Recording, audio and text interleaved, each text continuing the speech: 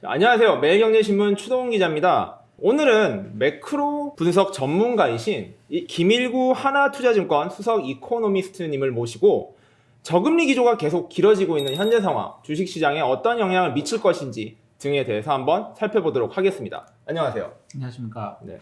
자, 그럼 먼저 0.5%로 동결된 한국은행 금리, 한국은행 기준금리가 0.5%로 동결됐단 말입니다. 요거가 이제 석 달째 지금 유지되고 있는데 이거에 대해서 어떻게 일단 보시는지 말씀 들어볼 수 있을까요? 뭐 석 달이 아니라 앞으로 3년도 이럴 수 있는 거죠. 3년이요? 네, 계속 동결 하는데 뭐 지금 파월 의장은 그런 이야기를 하죠. 예전처럼 빠른 긴축이라는 거는 없다라고 생각하는데 뭐 아무리 그렇게 해봤자 뭐 나중에 가서 또 정치적인 환경이 바뀌면 또 바뀔 그렇죠. 수 있는 것이기 때문에 중앙은행을 볼 때 일반적으로 금리를 조절한다고 생각을 하잖아요. 네. 근데 이게 그렇게 오래된 역사는 아닙니다. 오래된 역사는 아니고 우리나라 같은 경우에는 97년 외환위 거치고 99년에 가서 금리 중심의 통화 정책으로 바꾼 거고 그 이후로부터 뭐 금리를 올렸다 내렸다 뭐 동결했다 이런 이야기를 하는데 사실 그 이전의 시기에는 금리는 둘째 문제고 금리는 별로 관심이 없었고 돈을 빌릴 수 있는 염려였거든요. 통화량 중심의 통화 정책을 썼어요. 네. 그러니까 지금도 어떻게 보면은 금리가 다들 뭐 제로 가고 뭐 지금 그쵸. 금리를 더 낮출 수도 없는 거고 그러다 보니까 금리는 그냥 두고 통화량 중심으로 하고 있죠. 우리나라뿐만 아니라 미국도 마찬가지입니다. 네. 예, 금리는 뭐 제로 금리고 거기서 대출 한도를 늘리고 뭐 이런 행동을 하고 있는 것이죠. 네. 중앙은행을 새롭게 봐야 되는 통화량 중심으로 봐야 되는 그런 시기라고 봐야 됩니다. 네. 그래서 이제 결국에는 미국도 그랬고 한국도 그랬고 거의 제로금리 시대가 열린 상황인데요. 그러다 보니까 이제 결국엔 제로금리는 이제 유동성 문제로 이어지는 것 같습니다. 그 유동성의 문제가 부동산 시장을 키우거나 이제 증권 시장에도 굉장히 강한 이제 힘이 되고 있는데요. 이게 이런 유동성에 의한 시장의 영향 어떻게 좀 보시나요? 저는 일반적으로 부동산 시장은 좀 다릅니다만 주식 시장은 이 엔진이 두 개가 있다고 생각을 합니다. 유동성 엔진 하나 있고 유동성의 힘으로 뭐 올라간다 이런 것도 있고 그다음에 네. 펀더멘탈 결국은 기업이 돈을 벌어야 되는 거잖아요. 그렇죠. 근데 생각해 보면 기업이 돈을 못 버는데 유동성이 늘어났다고 해서 주가를 올릴 수 있겠느냐라는 겁니다. 네네. 이게 문제예요. 이게 문제입니다. 그러다 보니까 최근에 나타나는 주식시장의 모습이 그러는데 떨어지어서 반등은 잘해요. 열심히 반등은 합니다. 반등은 잘한다. 반등은 네. 확실하게 해요. 네네네. 근데 치고 올라가는 힘이 없어요. 지난번 고점까지 와버리게 되면 이거 치고 올라가는 힘이 없단 말이죠. 네네. 이게 계속 올라가려 그러면 이익이 늘어난다라는 어떤 믿음이 있어야 되는데 이게 없어요. 미국도 그렇고 한국도 그렇고 전 세계 다 그렇고. 그러니까 떨어지면 야 돈이 많으니까 올라가자. 여기까지는 올라가지 않겠나 지난번까지는. 네네. 그러니까 요렇게 떨어지고 나면 확 올라갔다가 그때부터는 이제 슬금슬금 옆으로 기거나 좀 떨어지거나 이런 움직임이 계속되고 있는데 그래서 뭐 기업이 이익을 벌어들일 것 같고 앞으로 경제가 계속 좋아질 것 같다 생각하는 상황에서 네네. 유동성이 막 굉장히 많다고 한다면 이거는 어마어마한 폭발적인 상승이겠지만 네. 유동성만 가지고 올라간다 이렇게 저는 생각하지는 않아요. 자, 그러면 정부가 과거 통화량 중심 정책에서 이제 금리 중심 정책으로 그런 걸 좀 바뀌었다고 했는데 결국에 이제 정부 주도의 이런 양적 완화 이슈인 거죠. 이런 정부발 양적 완화, 정부발 이런 규제 및 이제 시장 주도가 어떻게 영향을 계속 미칠 수 있을까요? 그러니까 예전에도 그랬습니다만 예전에 뭐 나쁘게 이야기하면 관치금융이죠. 중앙은행이 금리를 조절하게 되면 이건 무차별적입니다. 이거 보통 우리가 융단폭격이라고 그러는데 네네. 돈 빌려가는 사람을 특정해주지 않죠. 그냥 다 돈 빌려가라라고 뭐 이 이자만 낼 수 있으면 된다. 그리고 은행은 이자 낼 수 있는 능력이 있나 이런 걸 따졌는데 네네. 지금은 이제 한국이나 미국이나 마찬가지인데 중앙은행이 돈을 주는 거는 중앙은행이 여기다가 자기가 결정해 여기다 돈 주겠다 이렇게 할 수는 못해요. 네네. 미국도 마찬가지고 그쵸. 미국도 정부가 의회에 가서 예산을 받아와서 재무부가 중앙은행한테 여기다가 돈을 쏴줘라라고 이야기를 합니다. 그러니까 정부가 정책적으로 돈을 이쪽에 주자라고 결정을 하는 거죠. 우리나라도 뭐 총액 한도 대출이라고 부르는 게 있는데 이것도 마찬가지로 이제 어떤 뭐 성장 금융이나 이런 식으로 정부가 정책적으로 이쪽을 지원해주는 그런 게 핵심입니다. 그렇기 때문에 이걸 뭐 나쁘게 이야기하면 관치 이렇게 이야기하는데 좋게 그쵸. 이야기하면 네네. 정책적으로 특정한 산업에 대해서 이게 국가 경제에 차지하느냐 고용 이런 걸 감안해서 이쪽을 지원해주자. 네네. 이게 지금 전 세계적으로 그렇죠. 이걸 좀 뭐 나쁘게 이야기하면 아니 그 중국식의 그렇죠. 산업 정책 네네. 아니냐 네네. 그렇게 이야기할 수 있는데 그 부분 자체가 뭐 맞아요. 그 비슷한 그런 거. 방향인데, 네네. 네, 비슷한 그런 거를 봐야 되겠죠. 그래도 뭐 그게 어느 정도 효과도 내고 실제로 산업적으로 영향도 충분히 미칠 수 있는 파급력이 있다 이렇게 보신다는 거네요. 기저에 깔려 있는 그 정책 결정자들의 생각은 뭐 재료금리가 이것 때문에 사람들이 많이들 걱정하는 게 돈이 너무 많이 풀려가지고 버블 생긴다라는 그렇죠. 거잖아요. 네네. 근데 금리뿐만 아니라 어디다가 대출을 할 거냐를 또 정할 수 있어요. 이거 네. 이제 신용 할당, 뭐 크레딧 레이셔닝이라고 보통 표현하는데 네. 가령 이제 전 세계가 지금 주택 시장으로 돈이 못 나가도록 막아놓고 있거든요. 그렇죠. 네네네. 그런 식으로 해서 여기는 돈 안 나가게 하고 저기는 돈 나가게 하고 저기는 심지어 재료금리로 나가고 여기는 뭐 신용대출 요즘 늘어나니까 그거는 한도도 딱 정해버리고 정해버렸죠. 금리도 높여버리고 이런 식의 이제 선별적인 할당 정책을 쓰는 것이죠.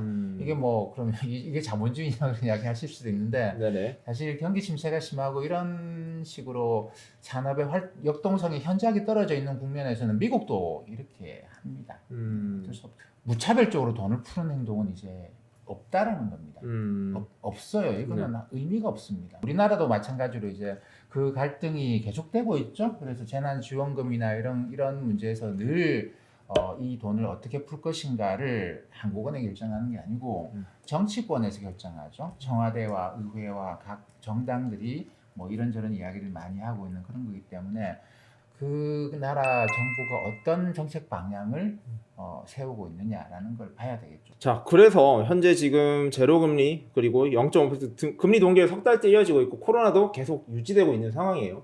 그렇다 보니까 많은 사람들이 이 낮은 금리를 이용해서 돈을 대출을 그래도 어떻게든 받아놓고 이제 주식 시장이 한 번 더 또 떨어지면 또 투자를 한다. 그리고 지금 투자를 해서 또 오르지 않을까 이런 기대감이 계속 가지고 있었는데 현재 좀 약간 박스권에서 계속 지금 횡보를 하고 있단 말이죠. 그렇다 보니까 일부 이제 제 주변이나 이제 주식에 이제 막 들어온 사람들은 아예 뭐 벌써 좀 재미가 없네? 왜 이렇게 시시해지? 이런 생각을 한단 말이에요. 네네. 어떻게 보시나요? 이런 상황? 주식시장이 원래 그렇습니다. 굉장히 기회는 굉장히 빨리 사라져요. 굉장히 빨리 사라집니다. 이게 부동산 시장하고 다릅니다. 주식은 이게 이제 금방이죠. 왜냐하면 이거는 뭐 계약서 쓰고 일도 없어요. 그냥 버튼만 눌러버리면 매수가 매수. 돼버리기 때문에 조정 속도가 굉장히 빠르다고 봐야 됩니다. 근데 저는 개인적으로 돈 빌려서 주식 투자하는 거는 저는 권하지 않습니다. 주식 투자는 여윳돈으로 하는 여윳돈으로 이게 하는 거다. 1번이거든요. 1번. 아, 이건 지금 공통적으로 다들 전문가분들께서 하시는 말씀이세요. 네네네. 근데 이제 돈을 빌려서 주식 투자를 하면 저는 질 확률 70% 이상으로 보거든요. 질환율이 70%다. 네, 네네. 여윳돈으로 하게 되면 이길 확률이 70%가 넘습니다. 아, 그렇게까지 될까요?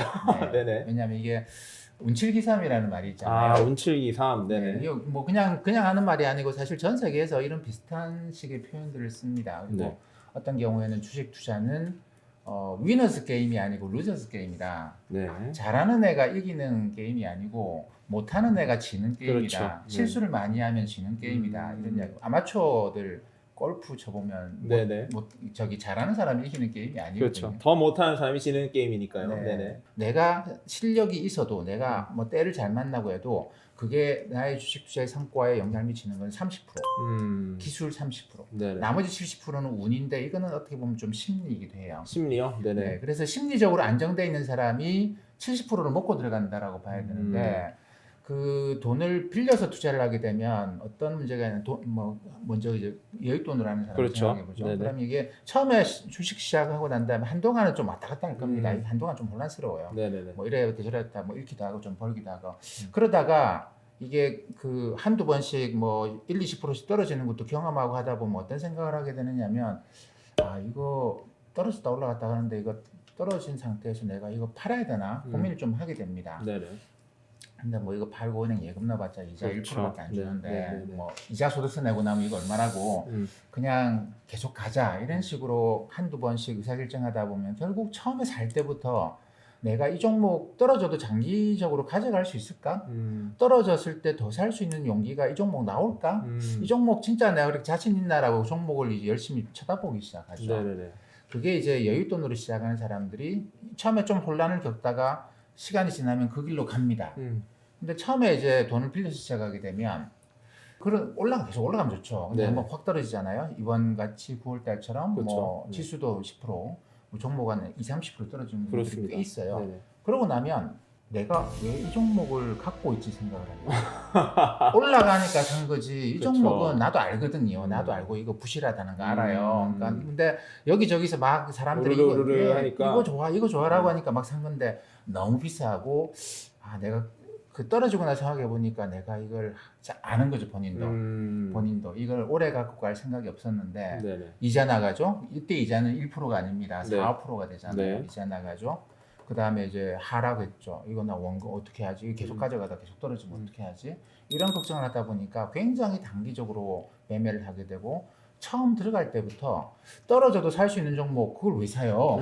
그렇죠. 빌린 돈으로 하게 되면 무조건 지금 올라갈 것 같은 종목을 들어가는데 이거는 좀 핫하긴 하지만 훅 갔다 훅 떨어질 위험이 굉장히 크게 갖고 있습니다. 그렇기 때문에 심리적으로 뭐 처음에 이런 사람도 있고 저런 사람도 있습니다만 시간이 지나다 보면 빌린 돈으로 투자를 하게 되면 결국은 70%가 질 수밖에 없는 게임 아니겠는가 그렇게 생각을 하는 거죠. 일단 여윳돈으로 투자할 수 있는 방법을 마련하는 게 가장 중요할 수 그게 있겠네요. 제일 중요하다고 생각합니다.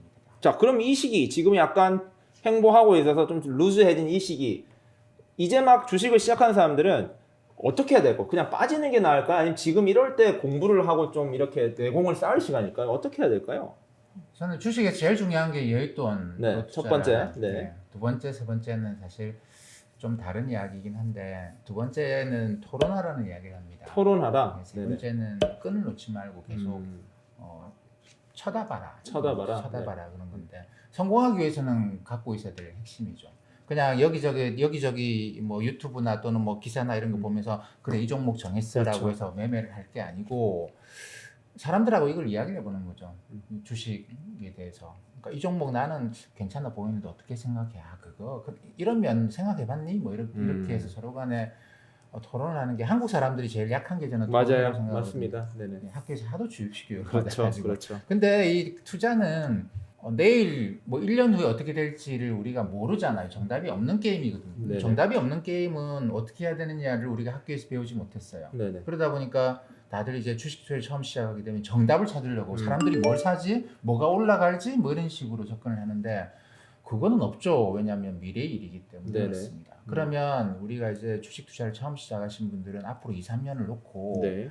내가 이 미래에 대해서 배팅하는 게임을 어떻게 해야 되는지를 한번 고민해보자. 이거는 로또 같은 게 아니에요. 네네. 그러니까 어떤 경향성을 분명히 갖고 있습니다. 음. 무조건 확률적으로 그냥 랜덤하게 결과가 나오는 게 아니고 사람들이 하는 거단 말이죠. 네네. 이 사람들이 어떤 경향성을 갖고 있는가는 토론을 통해서 어느 정도 이제 스펙트럼이 나오는 것이죠. 근데 사람들은 지금 이런 것 같다. 안 좋은 일이 생기면 이거 주가 반등한다. 지금처럼 돈도 많고 금리도 낮고 그러면 뭐 정부도 바이러스 문제처럼 어떤 문제가 생기니까 즉각 자금 투입하고 이러면 이게 옛날처럼 폭락해서 침체가 장기화되는 이런 일이 최소한 돈에서는 안 생길 것 같다. 네네. 돈값이 떨어지면 떨어졌지. 네. 주가가 떨어지진 않을 것 같다. 돈값 떨어지면 주가는 올라간다고 보는 게 차라리 낫겠죠. 그렇게 본다고 한다면 뭐 어떤 경향성을 이제 만들어 놓고 이게 이제 토론을 통해서 형성돼 가는 과정이겠죠. 저는 주식 투자에 성공하기 위해서는 어장 관리가 돼 있어야 된다고 보거든요. 네. 그러니까 평소에 나 살 때가 되면 요런 곳 중에서 사봐야지라고 평소에 좀 생각해 놓고 이걸 뭐 이 종목 어떨까? 이게 요즘 보니까 좀 뭐 안 좋은 일인 것 같은데 그러면 떨어졌을 때 좀 사볼까? 이런 식으로 미리 조금씩. 주식 투자하자라고 해서 지금 뭐 사지? 이거는 잘못됐다고 봐요.